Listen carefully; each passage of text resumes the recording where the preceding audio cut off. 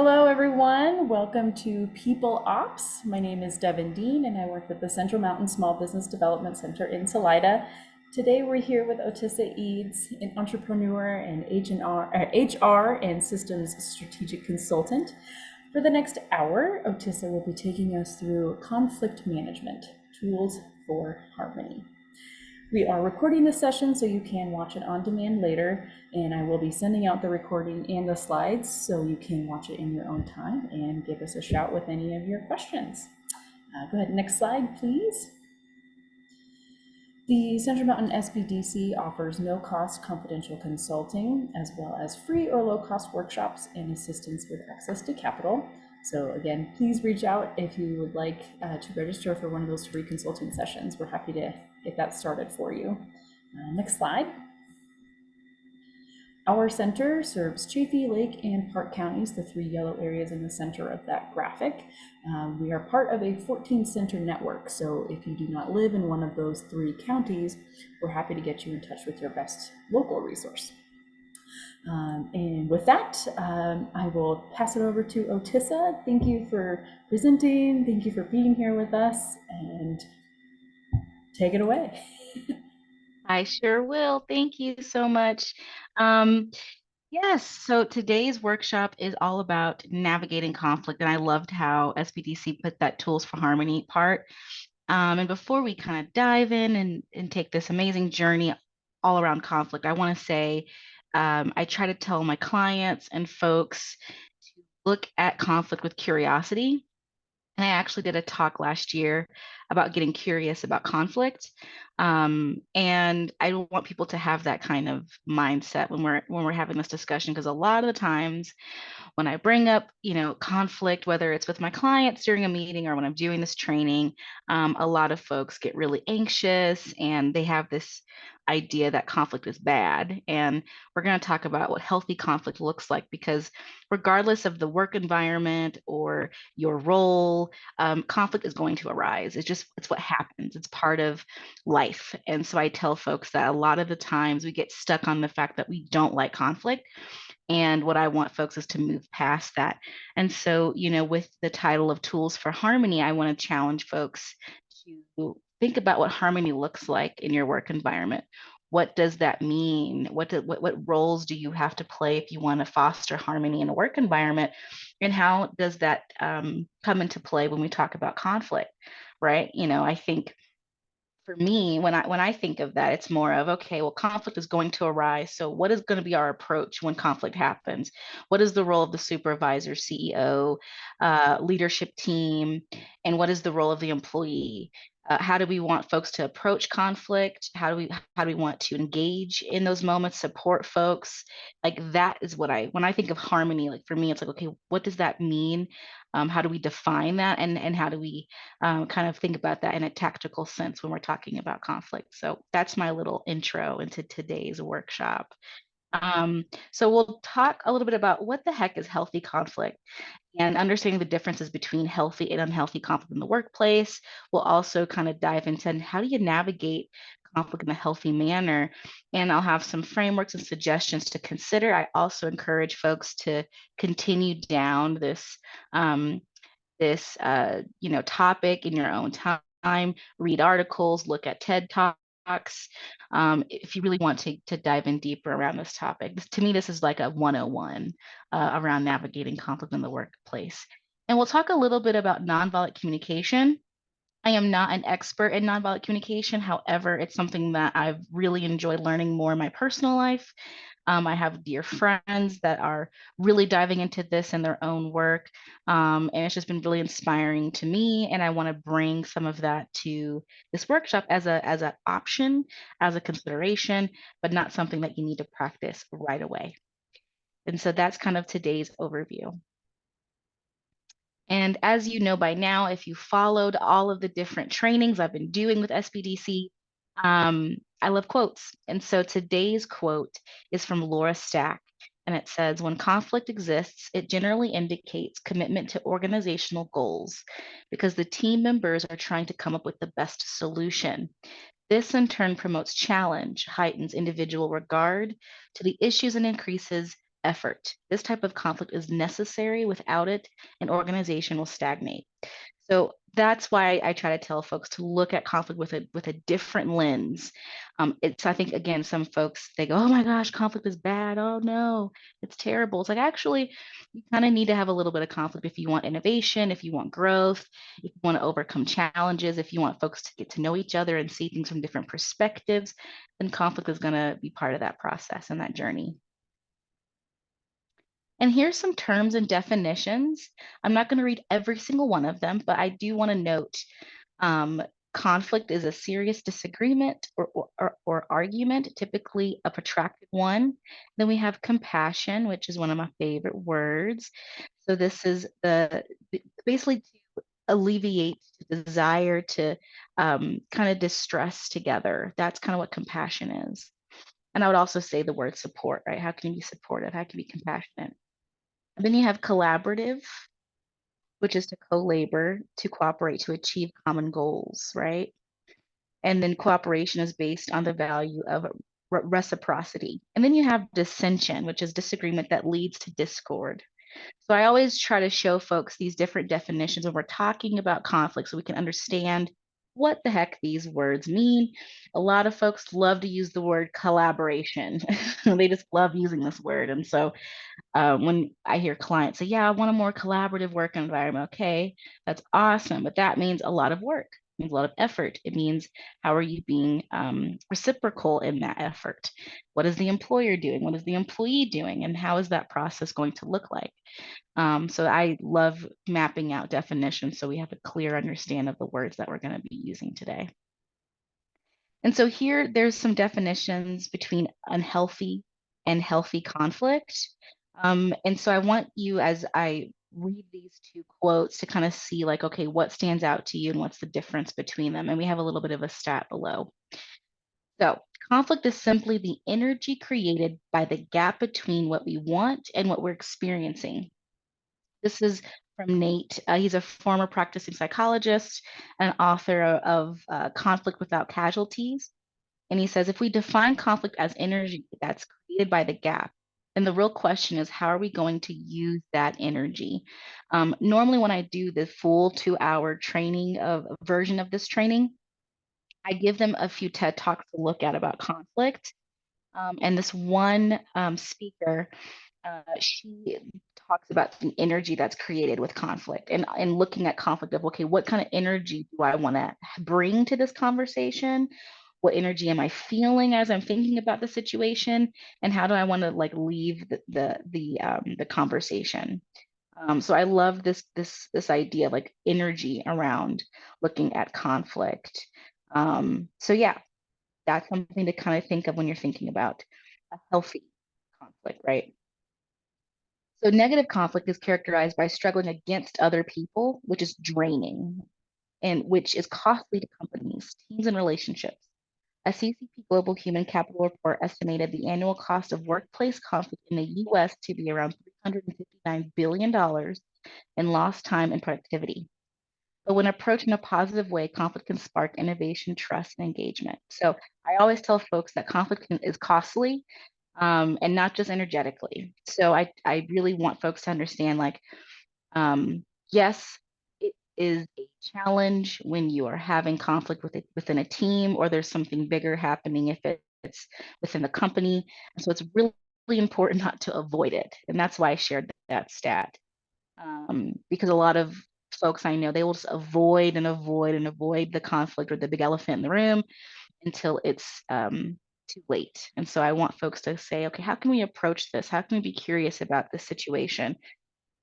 What information am I missing?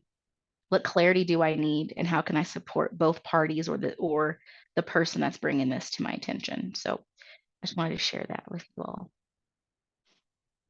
And so here's some characteristics of what healthy conflict looks like. It fosters creativity. It can signal unclear guidelines. So maybe there's a misunderstanding about what the goals, process, or procedures are. It may also signal that someone is feeling underappreciated, undervalued, or just simply not being recognized. It can encourage a deeper investigation of the problems or the root issues that are at hand. But here's some ways you can promote healthy conflict in your team, in your work environment, in your organization. So get clear and gather all of the information. Ask questions, especially if you are the person that is trying to figure out what's going on. Try to take the approach of, okay, what am I missing? What is not being said? And let me get, both perspectives on the situation. Understand the parties involved. Give everyone a voice. Reward, recognize, and thank people who are willing to take a stand and support their position. You can even do a public thank you if you think that that's appropriate. And especially when folks are being willing to disagree with the direction that the group is going. So just say you're having a discussion and everyone's just agreeing, and then this one person is like, actually, I don't agree with this. This is what I'm feeling and thinking. Feel free to say, thank you for sharing that. Thank you for speaking up, because it's encouraging that you want folks to have a more productive conversation, and not to just go with whatever the group says. So that's another way to get people to understand it's okay to have healthy conflict. It's okay to have healthy disagreements. You can also create a group norm that conflict around ideas and direction is expected, and that personal attacks are not tolerated. So you're saying, here's what we encourage, we foster, with of course the appropriate container, and here's what we're not going to tolerate. And that's a great way to do that. I also encourage, if you were at the communication and feedback training, I talked about creating group agreements around communication. It works the same way with conflict as well. Be sure that you're providing your employees or your team with training around healthy conflict and problem solving skills, because some folks just may not have those skills already. I do a lot of these trainings, and I can only tell you that each time I do this, someone walks away with something new, no matter our background, no matter what their role or title is. So it just tells you that folks just need time, practice, and opportunities to grow these skills. And I think everyone, even myself, have to come back to this time and again, both in the workplace and in our personal lives. Look out for signs that a conflict is about a solution or direction, and when it's getting out of hand, right? So I hear a lot of folks in leadership roles, they struggle to know when to jump in a situation and when to let to be a little bit more hands off. And again, it just depends on the scenario, the circumstance. But it's really important to at least have some touch points and checking in with how things are going, and see if they need support before, hopefully before things take a turn. So it's more about, how do you have a pulse check on what's happening if you're noticing a team or group are having a little bit of disagreements, but you also don't want to hold their hand the entire time. They're going to have to learn and practice how to navigate this. So, again, depending on the scenario, take this however you want to. But I just think it's important to give folks the opportunity to practice having conflict and disagreement, and being able to say, hey, I need to tag you in here, or hey, can we get you as a third party to figure out what's happening. So that's these are some ways of looking at how to promote healthy conflict within your team or your work environment. So here's some questions to reflect on. Write them down. You'll get a copy of the slide, so no need to write if you don't want to. So when conflict arises, how will I use this energy? What does healthy and unhealthy conflict feel like in my body? I know you're like, what the heck does that mean, Otisa?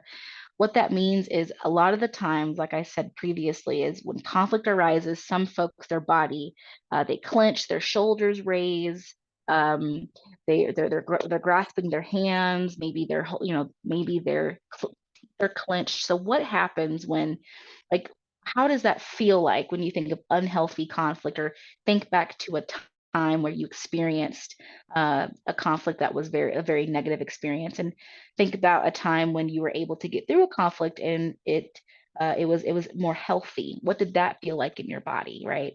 And I say that so you can recognize this when this happens in real time. You can recognize yourself being closed off. You can recognize when you're uncomfortable, and you'll be able to express that. So that's why I asked that question. And normally when I do this training, I give like a list of prompts all about conflict before we get started. And we spend time in discussion because, like I said, a lot of folks, they have different stories around conflict in their lives, whether it's in previous jobs and different relationships. And so we can't have an honest conversation about conflict if we don't take time to reflect on how it's played a role in our lives. So if you want more reflection time, I suggest just kind of thinking about different conflict, how that came up for you in your home, in previous jobs, and how you were able to navigate that.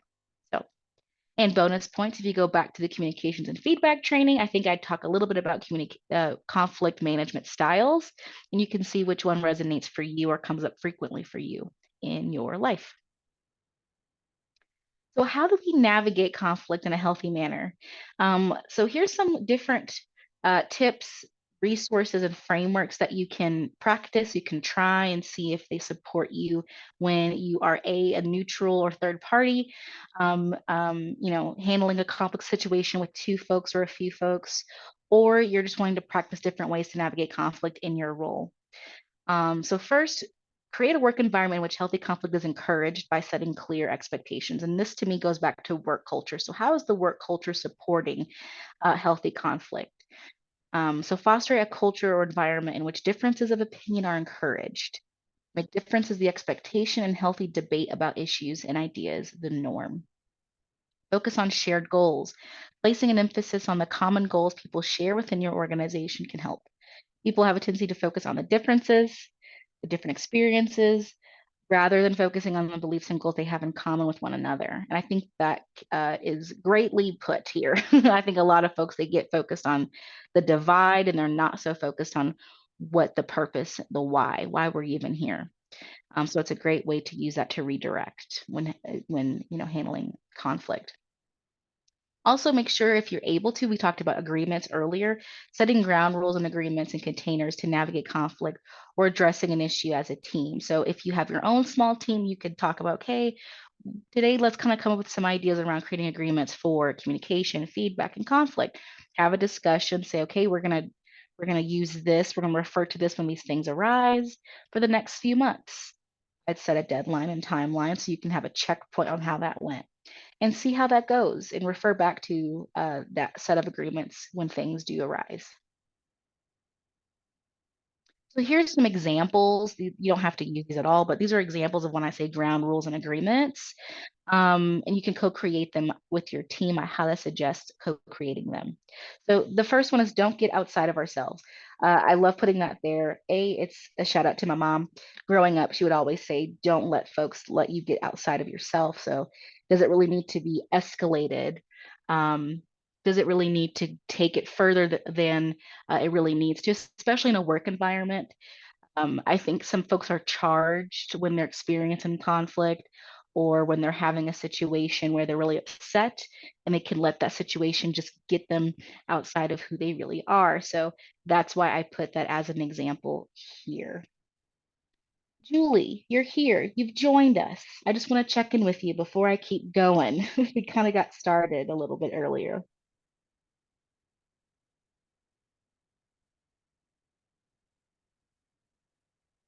Okay, well, if you want, you can comment in the chat if you have any questions, and I'll be sure to direct it to you.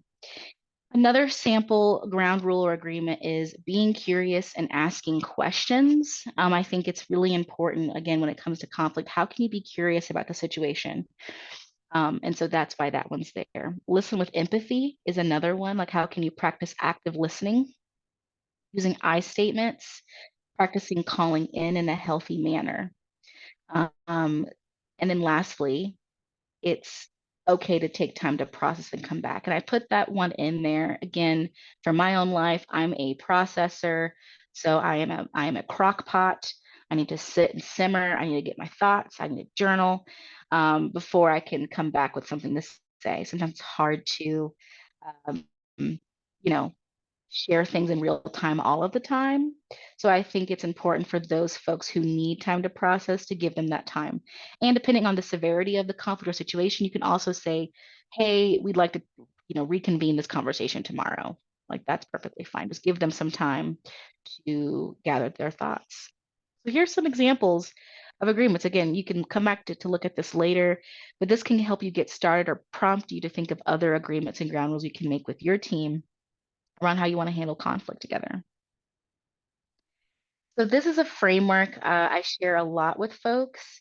Back when I was an HR manager, I didn't like to go from problem to disciplinary action without some type of conversation, if needed. Sometimes you have to write someone up. It is what it is. But I tried my best if it was something that I thought could be corrected or give them some time to notice what I'm noticing and have a more fruitful or a conversation that's more beneficial for both of us, then I think that that's what's needed first before going straight to a disciplinary action. So I created this framework for myself to be able to have this conversation with an employee, especially when it's around conduct, behavior, or just different things of that nature.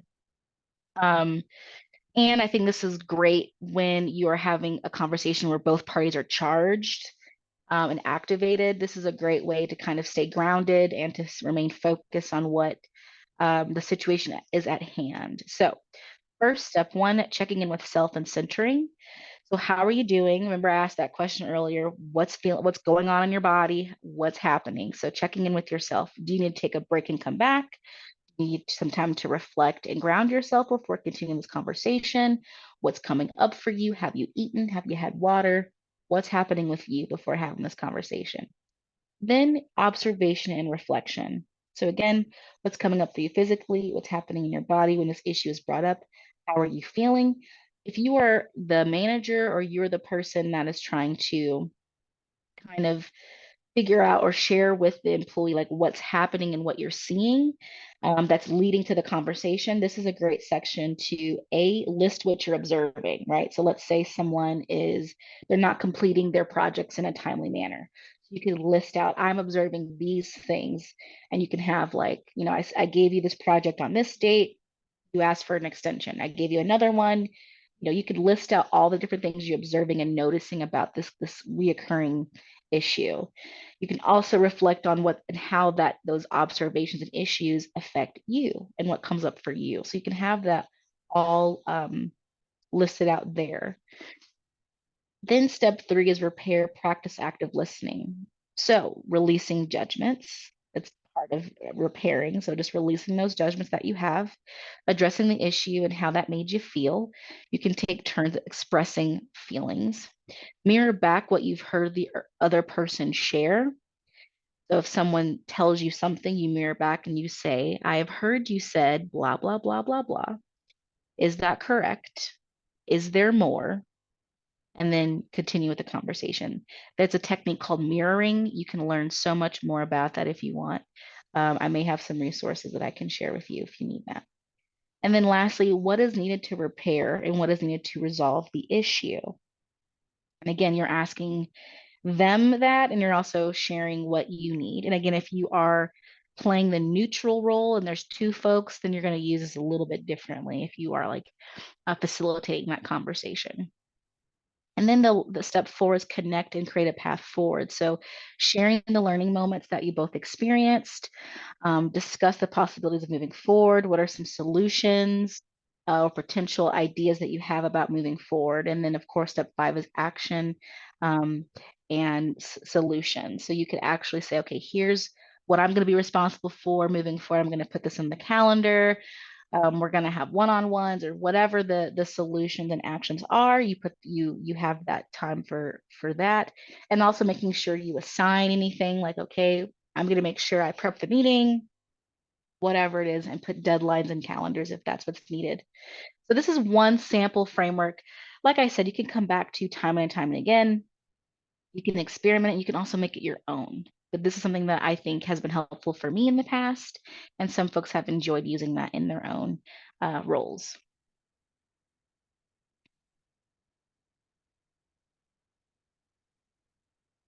And then we have some more about listening communication strategies. I talk a lot about active listening. I think it is a skill. I think it's something that everyone should learn and practice. I think that what I'm finding out is we do a lot of talking, but we don't do a lot of listening. I think especially in the work environment, sometimes I watch people where you ask them a question and they'd already have an answer, and I'm like, did you listen to what I said? Or are you already thinking of what you're gonna say as I'm saying the thing? So it's a skill to be able to practice listening to folks. pausing, giving space for someone to take in the question and giving you a response. So um, huge, huge nerd about active listening if you can't tell. So response versus reaction. Am I responding to them or reacting to what was said? Because these are different things, right?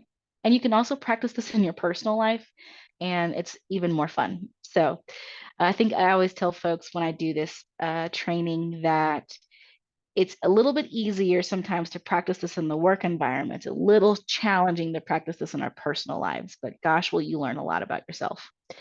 Listen with openness. Suspend your judgments and biases and listen for those things with which you agree as well as you might challenge. Listen with curiosity. Engage your desire to learn rather than to try and fix anything. Very challenging as a manager to do. Listen without asking questions that interrupt the speaker. Jot your questions down and save them for later. Listen for patterns and for what is not being said. Listen with intention. What do you intend to learn or do with the information you'll learn? Some great questions to ask. How can I better support you? What are some things you'd like to see more from me? What do you need help with this week or this month? Are there any roadblocks you foresee with X? If so, how can I help remove them? So these are some sample questions you can use when you are practice active listening, especially if someone, and this happens a lot, I feel like in the work environment where an employee or someone has something going on, but they don't want you to fix it or come in and save the day. They just want to talk it out, or they just want to talk through the thing, maybe get your opinion, but they don't want you to do anything. This is where this comes into play. And that's where the questions are listed in that way. Like, how can I better support you, right? How can I support you with this situation? Because again, some folks are not asking for you to problem solve for them. They want to kind of have a thought partner in this so they can come up with the best solution forward. And you want to kind of encourage someone to be able to do that. So this is a process that can be helpful. So yeah, other aspects of communication to consider: acknowledgement and recognition. So how do you celebrate the wins as a team? I can't tell you how often this like catches my clients off guard, because I think folks focus so much on what's lacking, what's missing, the gaps, the problems, but they don't spend time celebrating the wins, acknowledging how great someone did something, or the achievements that a team has made. I think this really goes a long, long way. Practicing nonviolent communication. We're going to talk about that. So hold tight. And then we also have the RACI model, which is responsible, accountable, consultant, informed. It's very similar to MOCA, if you've heard of that. This could be utilized, especially when it's around project management issues, miscommunication related to projects, or just simple misunderstandings. The RACI model could be supportive with more of a preventative measure or a solution to some of those problems. So yeah, I can nerd out on that, and I will not right now. So now we're going to switch gears into nonviolent communication. Again, I am not an expert into this. I just really enjoy this framework. I've had the pleasure of a dear friend working through a problem and conflict with me using this framework. I have the book. It's just really just something that I enjoy learning more about. And before we talk about it, or I share more information about it, I tell folks that this is a great framework. However, the only caveat to this is the fact that both parties must be willing to do it, and they must be interested in doing this, and they want to move forward together. So you can't have one person who wants to do it and one person who doesn't. It's just not, it's a waste of time. So I always tell folks that both folks have to be willing to want to work through this together. And I've had the pleasure of facilitating conflict using this, and it's a learning experience for both folks. So I just want to share that disclaimer.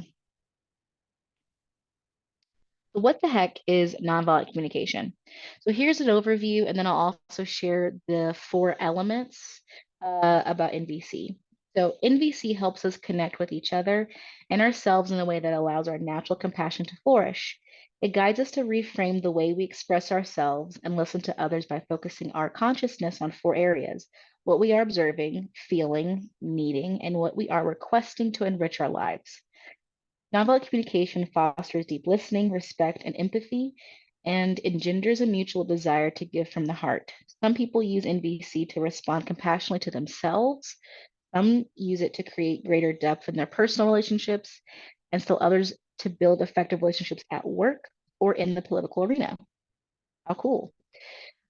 Here are the 4 elements of nonviolent communication. Also, the book was written by Dr. Marshall Rosenberg, so you can find that wherever you like to purchase your books. And so here's the 4 elements. Observation, the concrete actions we observe that affect our well-being. And so you would name that. So when you spilled my water on purpose the other day, or when you cut me off in the middle of my speech, whatever, you're naming the observation, you're naming the behavior.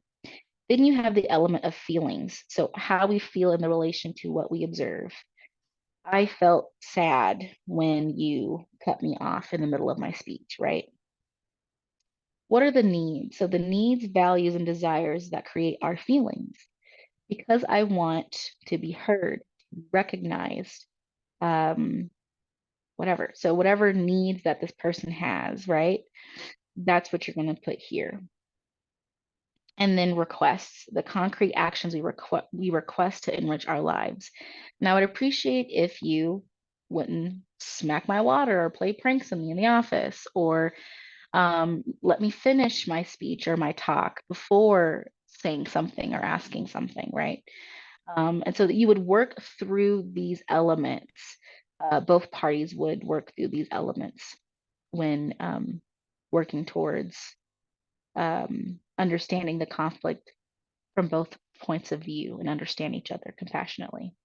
So this is what the elements look like. And then I broke them down further just so folks can just kind of see. And you have the receiver, and then you have the person, so the person that's expressing themselves, and then you have the person that's receiving the information. And they could swap too. So on this side, it's the person that's expressing, right?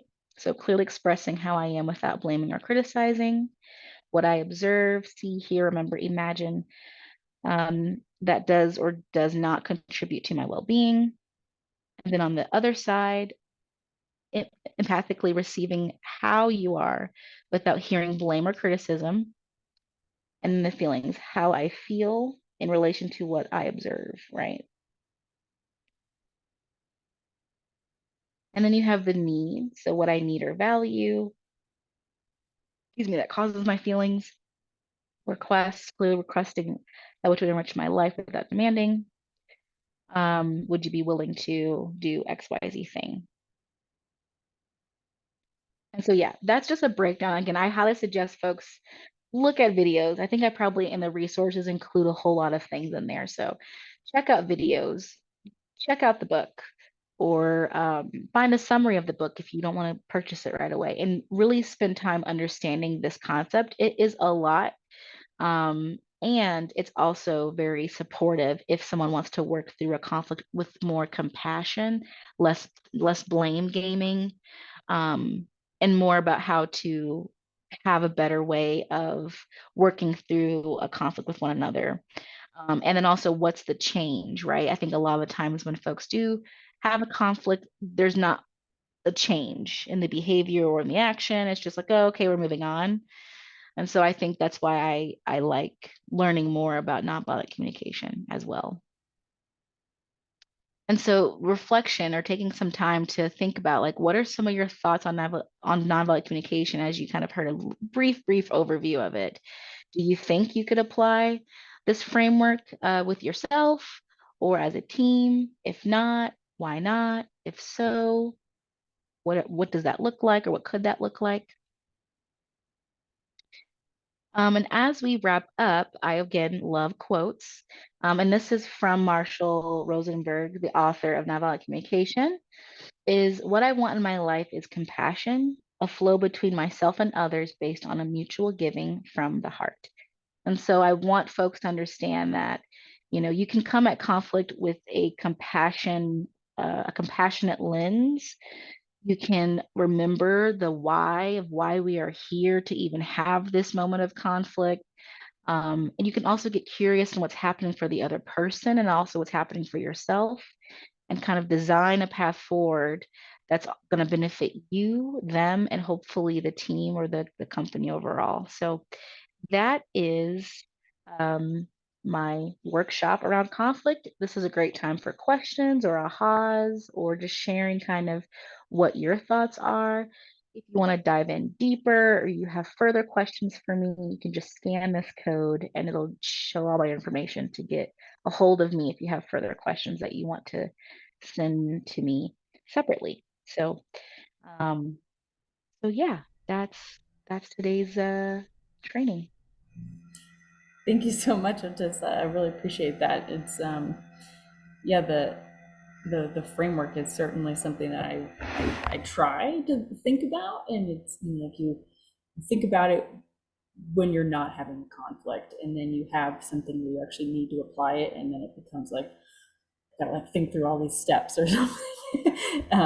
And but it's like kind of the more that I think about the concepts outside of a conflict, the more that I am likely to actually know how to implement them when the situation arises. So it's a learning process, but I think it's been helpful for me. So thank you. I'm gonna look into this a lot more and look at this book.